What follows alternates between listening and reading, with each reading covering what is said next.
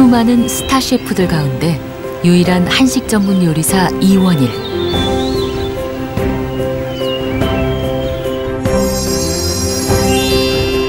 그에게 한식은 단순히 입을 즐겁게 하는 먹거리가 아닌 뿌리 깊은 전통과 문화다.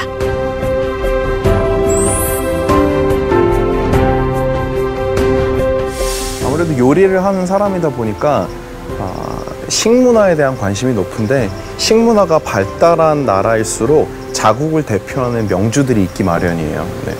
프랑스는 와인이랑 잘 어울리는 음식을 이제 마리아주라고 표현하고, 우리나라에는 주안상 아니면은 반주상이라는 아예 상차림 문화가 따로 있을 정도로 한국 음식 식문화에서 이 술이 차지하고 있는 비중이 굉장히 크거든요. 그러다 보니까 요리를 하는 사람으로서 전통주에 자연스럽게 관심을 가지게 됐어요. 시간의 예술, 전통주 이강주.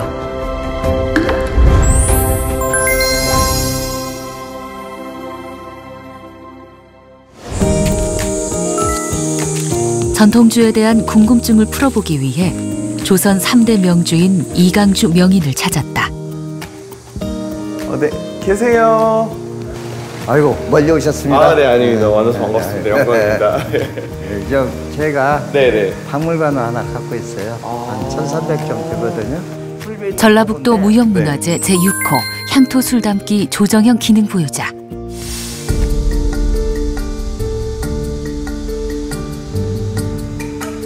전라북도 전주의 대표적인 토속주로 꼽히는 이강주는 조선 중엽부터 빚어온 역사 깊은 전통주이다. 옛날 방식이 그대로 전해오는 주조장 풍경. 이원일에게 이 모든 것이 어릴 적 추억의 한 자락이다. 저는 어렸을 때 집에서 탁주 빚는 거, 용수 박아서 청주 이렇게 뽑아내는 거, 그거 가지고 끓여가지고 지금 소주 내는 거, 이런 것들을 어렸을 때부터 외할머니한테 좀 보면서 배우면서 자랐어요. 그래서 전통주가 저한테는 어렸을 때부터도 늘 기억에 남던 우리나라 식문화 중에 하나였어요. 내년 소주 있지 않습니까? 그 소주에다가 배 생강 울금을 넣어서 1년 됐어요. 이게 벌써 1년 된 건가요? 1년 된 것을 이제 내가 한번 보여드리는 거거든요. 향이 대단하구나. 네, 이 원액을 또 아까 소주하고 또 타가지고 배합을 하는 거예요. 원액인데 이제 아무래도 이것은 원액은 약재가 너무 많이 들어가고 너무 세니까 소주를 또 첨가해갖고 약품 냄새가 이강주는 전주 한양 조씨 가문에서 빚어오던 가양주로 토종 소주에 배와 생강 등을 넣고 만드는 전통주다. 최이강주 그 핵심은 여가 있어요. 이건가요? 예. 그래서 이름이 색이 옅은 노란 빛을 띠어 여름밤 초승달 같은 술이라 불리던 멋과 맛이 있는 명품 술이다. 기본으로 해가 많이 들어가요. 중력고나 호산춘, 그리고 예전에는 고자를 붙여서 이강고라고 불렸지만 요즘 이제 이강주, 이런 우리나라 3대 명주가 유명하다는 거 정도는 당연히 알고 있고, 또 전주 쪽에 가면은 탁주를 끓여서 만든 모주도 유명하고, 강원도 쪽에 가면은 이제 감자 같은 것들을 해서 만드는 서주, 이런 것도 유명하고, 그리고 봉제사 접빈객이라 하여 제사를 모시고 손님을 접대하는 문화를 중요하게 여겼던 조선에선 계절에 따라 나오는 제철 재료로 술을 빚어왔다. 지역마다 집진마다 술 빚는 법도 달라 그 종류는 집의 숫자만큼 다양했을 정도다. 이강주를 빚는 과정은 고두밥을 짓는 것으로부터 시작된다. 고두밥 짓는 과정은 일반적으로 우리가 밥을 해먹는 과정이랑은 달라요.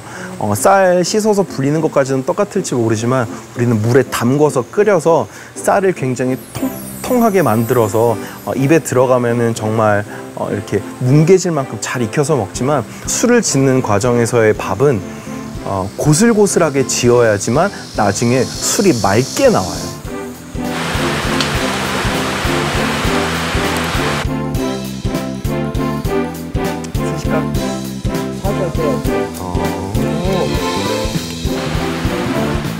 고슬고슬한 고두밥의 비밀은 쌀을 끓이는 것이 아니라 증기로 쪄내는 데 있다. 쌀이 고두밥이 되기까지 3시간을 쪄야 한다. 아니, 그놈만 떠여보세요. 하지만, 오, 고두밥도 이쁘게 나와. 야, 이게 옛날에 술밥 의도먹으로 데인다고 저희 술밥이요. 할머니께서 그러셨는데, 야, 이게 진짜 맛있네요. 우와.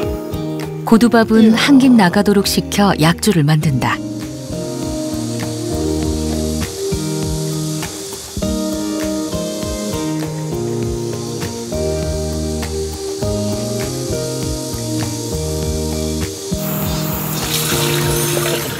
이때 누룩은 물 누룩을 쓴다. 누룩과 고두밥을 직접 섞는 것이 아니라 물에 누룩을 넣고 우려낸 뒤 여기에 고두밥을 넣어 발효시키는 것으로 이 작은 차이가 맛을 만든다. 확떡 같은 데다가 같이 넣어가지고 우선은 그 밥이랑 비벼가지고 넣는데 지금은 이렇게 물누룩을 만들어서 넣으시네요. 예. 저희는 네. 그 이강 소주를 내리는 목표로거든요. 네네네. 그래서 그 물량을 많이 써요.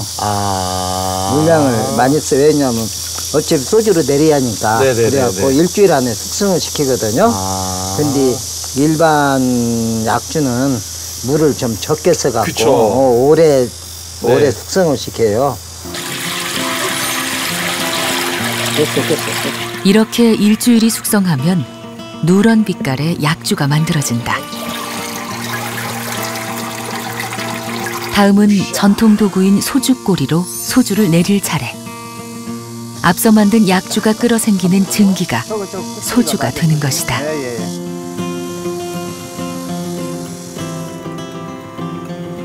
빚은 술을 걸러서 탁주가 나오거나 아니면 청주가 나오게 되면은 도수가 굉장히 낮은 편이에요. 그런 도수가 낮은 술은 변질의 위험이 굉장히 크거든요. 그래서 알코올만 증류해가지고 실은 아니면은 약간의 향을 더해서 그것만 뽑아내서 써야 되는데 물이 끓는 온도는 100도씨이지만 알코올이 끓는 온도는 약 70도에서 80도 사이 내에서 끓어오르기 시작하거든요. 그 원리를 이용해서 물은 아직 끓지 않아서 남아있고 그 전에 알코올들만 이렇게 증발돼서 그 위에 차가운 물을 닿았을 때 결정화되면서 그 옆으로 흘러내리는 알코올들을 받는 게 바로 증류의 과정이거든요.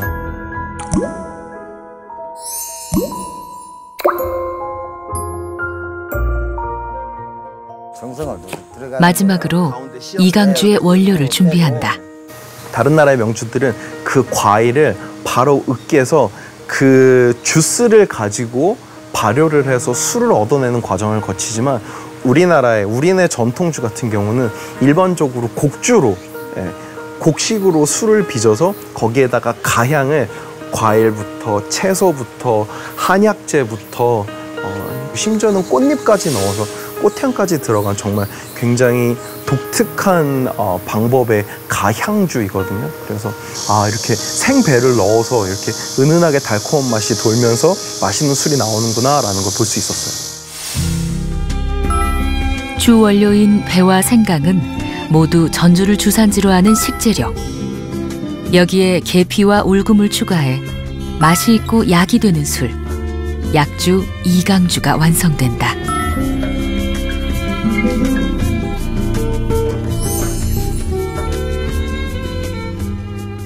생강 같은 경우는 해독 기능도 있고 성질이 따뜻하기 때문에 조금 부족했던 기운을 이렇게 딱 올라오게 해주는 반면에 이제 배가 들어감으로 인해서 그런 성분들이 잘 소화될 수 있게, 그래서 원래 배와 생강은 기침도 풀어주고 그다음 몸도 따뜻하게 해줘서 사람이 아플 때 원래 그 배랑 생강 같이 달인 물 같은 것들을 많이 마시거든요. 근데 그거를 술에다 넣었다는 것 자체도 이 술을 마시는 사람의 건강까지 고려한 거 아닌가라는 생각을 해봅니다. 서로 다른 맛과 향의 재료들이 잘 어우러지려면 1년 이상의 숙성 기간이 필요하다. 최고의 재료, 명인의 정성, 그리고 켜켜이 시간이 녹아야 옛맛 그대로의 이강주가 전해질 수 있는 것이다. 우리나라는 원래는 이제 따뜻한 밥을 먹던 문화잖아요. 그래서 이 밥을 원래 반기에 뚜껑을 덮어서 아랫목에다 뒀다가 따뜻하게 해서 바로 상위에다 올려놓고 그 밥을 먹었잖아요.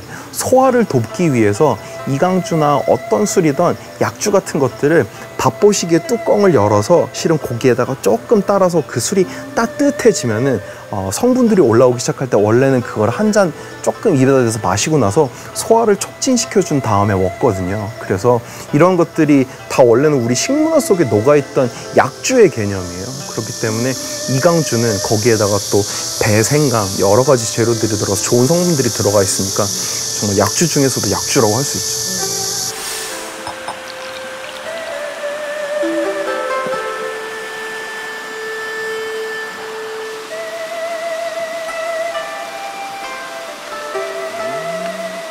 제가 마셔보면서 머릿속에 탁 하고 떠올랐던 이강주와 제일 잘 어울릴 만한 음식은 대하찜이었어요. 새우를 껍질을 정성스레 다 까서 그거를 새우 삶은 국물이랑 같이 잣가루랑 넣어가지고 크림처럼 비빈 다음에 다른 채소들이랑 넣어서 먹는 굉장히 은은하게 고소한 대하찜이라는 한국의 궁중 음식이 있거든요. 근데 그 고소한 맛이랑 이강주의 은은한 달콤한 감칠맛이랑 어우러지면은 입안에서 그 잣의 고소함과 새우의 감칠맛이 펑 하고 터질 것 같아요. 그래서 제가 생각하는 이강주와 제일 잘 어울릴 법한 음식은 대하찜이 아닐까라는 생각을 해봅니다.